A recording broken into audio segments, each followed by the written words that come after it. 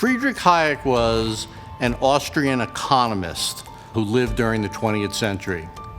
But he was not only an economist, he also developed fame as a political theorist and as a legal theorist. I believe Hayek was an originalist, although he was an originalist of a special kind.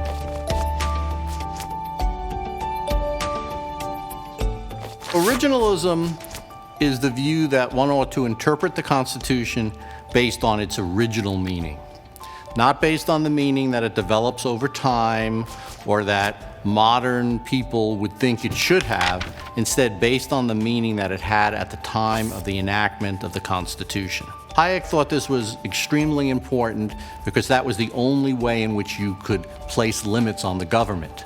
If judges or the legislature could, in a living constitutionalist way, change the meaning of the Constitution, they would not be limited by it. Hayek also believed that the American founding was important because they believed, in contrast to the English system, that the legislature should be limited by the Constitution. Part of the reason why the Americans rebelled against the British was the British idea that there was parliamentary sovereignty, that the Parliament could enact whatever laws it believed were proper.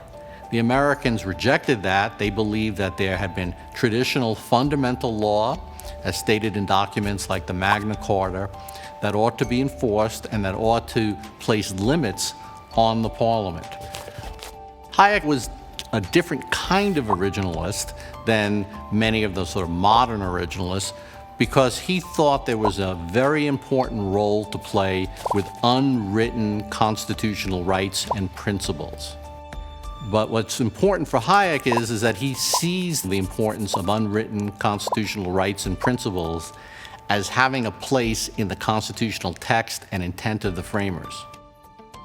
One of his complaints was that the unwritten rights and principles in the Constitution were not enforced adequately and that they should have been enforced under the Ninth Amendment. Hayek says the judges looked to the Due Process Clause, and then in applying the Due Process Clause, they didn't look for unwritten rights and principles, but instead engaged in a kind of reasonableness review.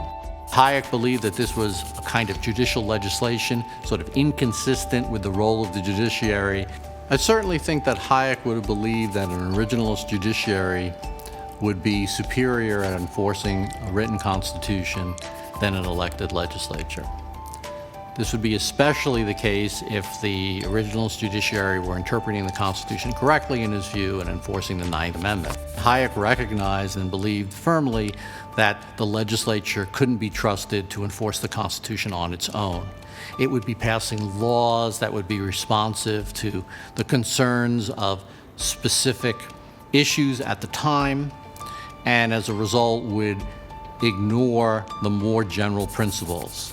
It would be the judiciary that would be in the position to enforce those more general principles.